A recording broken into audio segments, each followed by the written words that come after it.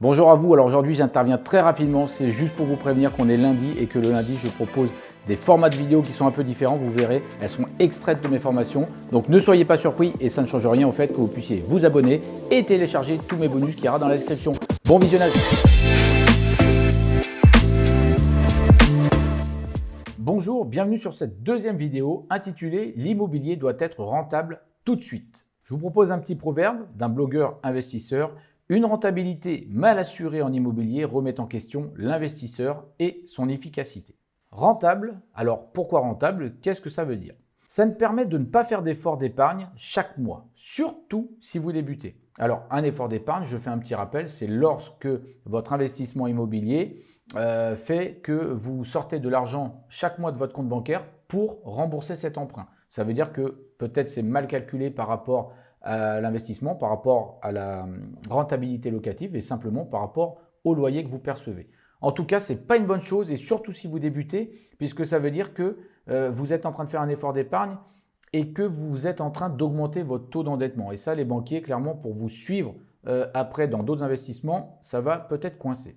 À l'inverse, il permet d'encaisser de la trésorerie. Donc l'investissement rentable est à l'inverse de l'effort d'épargne, il permet d'encaisser de la trésorerie chaque mois.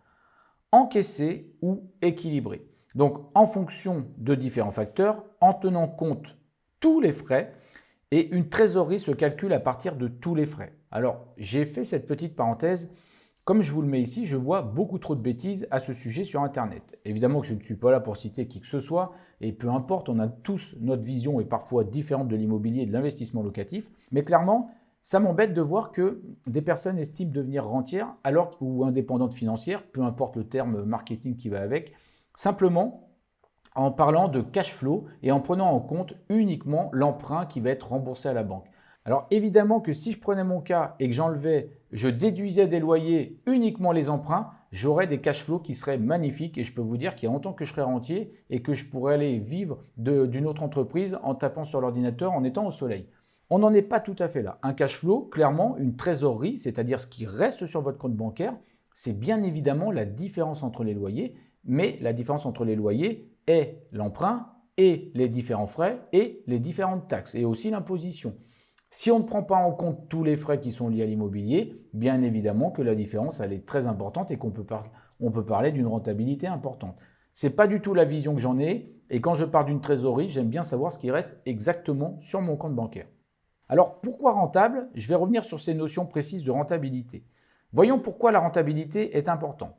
Premièrement, pour vous rassurer. Deuxièmement, pour rassurer votre banquier.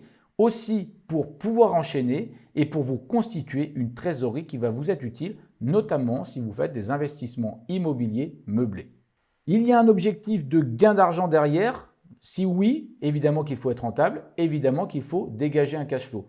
Le gain d'argent, clairement, il faut faire attention. On aura tendance à le diviser de sorte à ce qu'il y ait une trésorerie de secours et aussi peut-être un cash flow pour les plaisirs ou si on veut être rentier.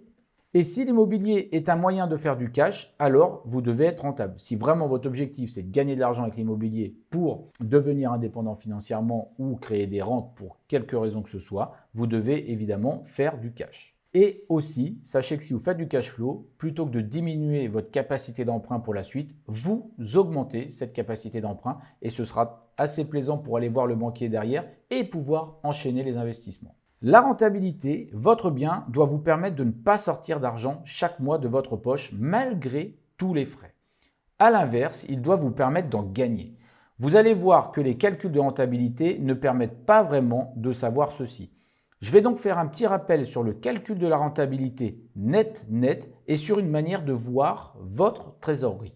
Alors, la rentabilité net. Je vais faire un petit rappel sur ce calcul de la rentabilité net. Analysons de plus près cette formule. Donc si je regarde cette formule, je vais prendre les loyers annuels. Donc les loyers annuels, c'est très simple. Vous prenez l'ensemble des loyers mensuels et vous multipliez par 12. À ces loyers annuels, on va enlever plusieurs choses. On va enlever les charges, on va enlever l'emprunt, les impôts et toutes les charges qui sont liées à votre investissement locatif. On va diviser ensuite par l'achat plus les frais de notaire plus les travaux, c'est-à-dire à l'ensemble du coût total. Et bien évidemment, on va multiplier par 100 pour obtenir une rentabilité.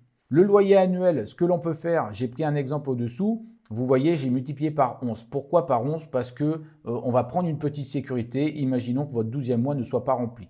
Alors, je fais une toute petite parenthèse à ce sujet-là. Je déteste les vacances locatives et si je le fais, c'est simplement par mesure de sécurité pour vous apporter des éléments sécurisants. Mais clairement, moi, je calcule par rapport à 12 mois puisque je ne fais pas de vacances locatives et justement, je mets beaucoup de choses en place pour ne pas avoir de vacances locatives. C'est ce que je me tue à expliquer aux élèves dans ma grosse formation IMO Meublé Pas à Pas. Donc, c'est certainement pas pour moi-même avoir des vacances locatives.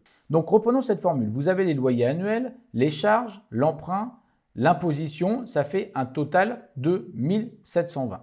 Je continue. Si les achats plus les frais de notaire plus les travaux sont égales à 61 800, j'obtiens une rentabilité net de 1720 divisé par 61 800 fois 100. Et j'obtiens donc une rentabilité net de 2,78%. Ce qu'il faut retenir, je vais y revenir, mais moi je ne travaille pas beaucoup avec ces calculs de rentabilité qui au final, si on n'est pas connaisseur, ne donnent pas tant d'informations que ça. Il est intéressant de travailler avec des règles mathématiques précises, mais des règles mathématiques que l'on comprend et que l'on peut utiliser facilement avec des petits tableaux, des petits outils que je peux vous proposer. Ça, c'est très important. Ça va vous aider à bien comprendre, à bien asseoir les choses et à comprendre, par exemple, combien vous pouvez acheter de manière maximale un bien immobilier. Simplement, analysons cette formule. Vous voyez, on prend les loyers annuels et surtout, on déduit absolument toutes les charges. On ne prend pas en compte juste une partie de l'emprunt. On prend tout le reste. Et on divise par l'ensemble du coût immobilier, ce qui fait qu'on obtient une rentabilité très précise. Alors, c'est une formule à comprendre, ce n'est pas la plus simple pour savoir ce qu'il faut acheter. Clairement, même si je vous regarde et que je vous dis, là, il y a un bien qui a une rentabilité net à 4,4%, je ne suis pas certain que vous soyez en mesure de me dire, ah ben, c'est une bonne affaire, il faut y aller. Clairement, je ne suis vraiment pas certain que vous puissiez le dire à partir d'un simple pourcentage, même si vous connaissez la définition de la rentabilité net. Donc, il faut toujours considérer la rentabilité nette et net. Ne prenez pas une rentabilité brute qui aurait encore moins de sens. Ne vous laissez pas endormir avec ces rentabilités brutes. Essayons de voir les choses d'une manière un peu différente. On peut voir un peu autrement. Je vais prendre un exemple simple pour voir les choses d'une manière différente. Par l'argent et non par une formule. Pour moi, comme je vous l'ai expliqué, c'est beaucoup plus concret. Il suffit de faire un listing de tous les frais sans en oublier l'emprunt, les charges, la taxe foncière, l'imposition et vous allez comparer ensuite avec le montant des loyers que vous pouvez encaisser. Je ne vais pas entrer dans les détails, mais ça c'est une partie importante aussi dans un module de ma formation. Clairement, les loyers encaissés, ils ont des montants bien évidemment.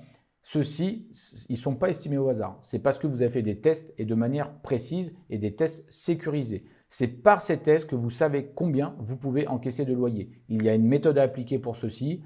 J'y consacre, je crois, 1 ou 2 vidéos dans ma grosse formation. C'est très important de bien comprendre puisque vous ne pouvez pas faire confiance aux propos que vous entendrez de la part d'autres acteurs de l'immobilier. Ce sont bien vos tests à vous qui vont compter.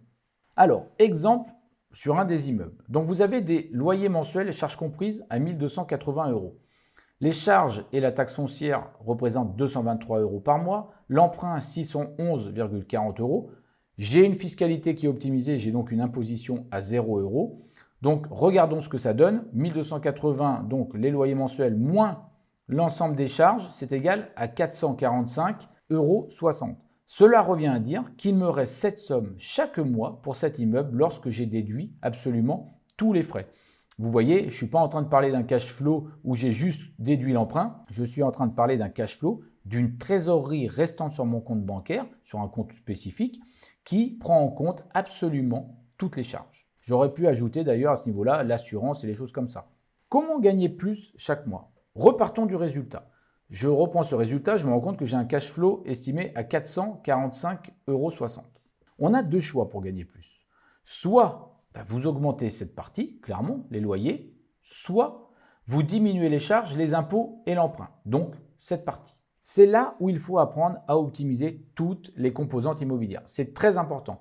L'optimisation de toutes les composantes immobilières vont permettre finalement de jouer sur cette formule. Clairement, vous allez pouvoir, essayer d'augmenter les loyers, soit en utilisant des stratégies locatives et donc optimiser cette partie-là, soit en diminuant cette partie-là. Alors là, il y a tout un tas de facteurs à prendre en considération pour diminuer cette partie-là.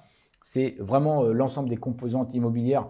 voilà, qu'on ne peut pas détailler en une seule vidéo, mais clairement, il y a vraiment une multitude de moyens qu'il convient de connaître pour agir sur tous les leviers et diminuer ses frais mensuels. C'est très important, c'est assez simple à comprendre, mais bon, on a une multitude qui demande une formation à part entière. Voilà. L'idée ici, c'est que vous compreniez bien l'essentiel. Alors, les composantes en immobilier, on va les voir justement ici. Vous avez la négociation plus l'achat, vous avez les travaux, les frais d'agence, les frais de notaire, la banque et le prêt et les styles de prêt, la fiscalité, la valeur pour louer plus cher, les stratégies locatives à dupliquer et à améliorer. Voilà le panel des composantes à optimiser. Quand on a toutes ces composantes, on va voir justement comment toutes les optimiser et c'est ces points de vue qui vont vous envoyer tout droit vers la route de l'indépendance financière. Pour récapituler, on peut calculer la rentabilité. On peut donc calculer la rentabilité brute, la rentabilité nette et la rentabilité net-net. Je fais juste un petit rappel, la rentabilité net-net, c'est la plus précise puisqu'elle prend tous les frais et qu'elle prend aussi l'imposition. Clairement, ce n'est pas simple de servir uniquement d'une rentabilité pour comprendre si on a affaire à un bien qui est une bonne affaire. Donc, on peut aussi voir directement par l'argent en prenant en compte tous les frais. Une nouvelle fois, je parle bien de calculer une trésorerie, de calculer un cash flow à partir de tous les frais. Je l'ai déjà dit, mais faites attention, on ne se laisse pas berner sur Internet, on fait preuve d'intelligence et on fait preuve aussi on ne fait pas preuve de naïveté. Un cash flow qui est censé servir à vivre, c'est bien une trésorerie qu'il y a sur un compte. Donc, si la trésorerie est sur le compte, c'est qu'on a pris en compte tous les frais et pas uniquement l'emprunt comme je peux le voir. Ça, c'est très important parce qu'un calcul de cash flow finalement sans prendre en compte tous les frais, ça n'a pas vraiment d'importance. C'est plutôt un calcul mathématique mais qui n'a pas lieu d'être si on parle de trésorerie qui reste sur un compte bancaire. Donc, on peut ainsi faire un vrai bilan en termes de trésorerie et vous l'avez compris, pour optimiser cette formule, c'est-à-dire louer plus cher et faire en sorte de diminuer tous les frais, vous devez optimiser toutes les composantes de l'immobilier qu'on a vu dans le schéma précédent. Ma conclusion pour ce cours, l'immobilier doit être rentable tout de suite. Il faut acheter des biens rentables, surtout si on débute.